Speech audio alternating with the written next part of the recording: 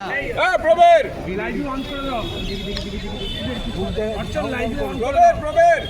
দাদা তুমি আর শেষ বুঝতে আসেনি, বলবো পরে। বলা তো সারাদিন ধরে চলবে নানা রকম।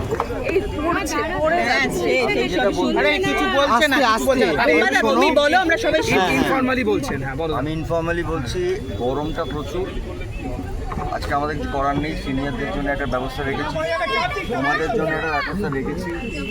এখন কিছু চ্যানেল আছে ততক্ষণ কোনো ডিসিশন হতে পারে পারস্পরিক গোল টেবিল না হলে চ্যানেল না আসলে তবে সেটা অনির্দিষ্ট কাজের জন্য আপাতত চ্যানেল আসে, চ্যানেল যদি আসে চ্যানেলকে কি জানানো হয়েছে? হ্যাঁ, কিংবা মেল করা হয়েছে। অ্যাকচুয়ালি ওদের কিছু অফিসিয়াল প্রসিডিওর থাকে, ওরকমভাবে আসাটা ওদের পক্ষে, কর্পোরেট চ্যানেল তো সব, ওখানে ওরা আসলে তারপরে আমাদের মিটিংটা হবে, ফাইনাল মিটিংটা জানা যাবে যে চ্যানেল এসওপিতে সাইন করলো নাকি কিছু অ্যাডিশনাল অল্টারনেশন হবে। ডিপেন্ডস অন সবাই আসলে সবাই মিলে বসে আলোচনা করে। তো দেখা যায়, আশা করছি তো আজকেই মিটে যাবে, এটা তো আশা করছি।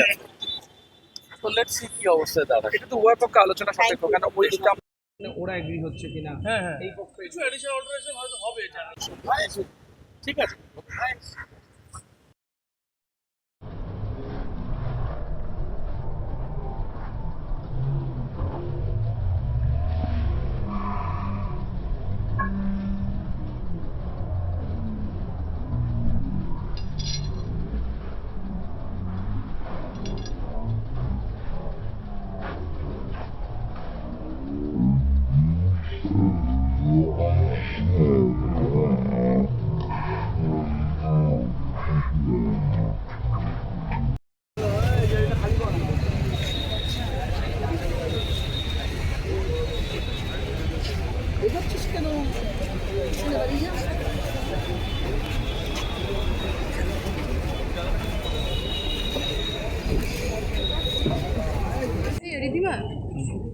এটা নিয়ে যেটা বলবো সেটা হচ্ছে যে এটা একটা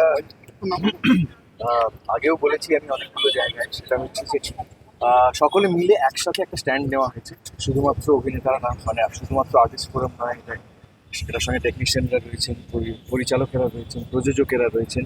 তো আমার মনে হয় this is a step in the right direction, এবং এরপরে সকলে এক জায়গায় হয়ে একটা সিদ্ধান্তে পৌঁছানোর চেষ্টা করা হবে, যেখান থেকে সকলের নিরাপত্তার কথা ভাবা হবে। শুধুমাত্র অভিনেতাদের নয়, কলাকুশলীদেরও, যারা যারা ফ্লোরে কাজ করে তাদের সকলের নিরাপত্তার কথা ভেবেই এই স্টেপটা নেওয়া হয়েছে। এবং সবাই যে একত্রিত হয়েছে, সবাই যে একসাথে এসে একটা স্ট্যান্ড নিয়েছে, I think it's step in the right direction.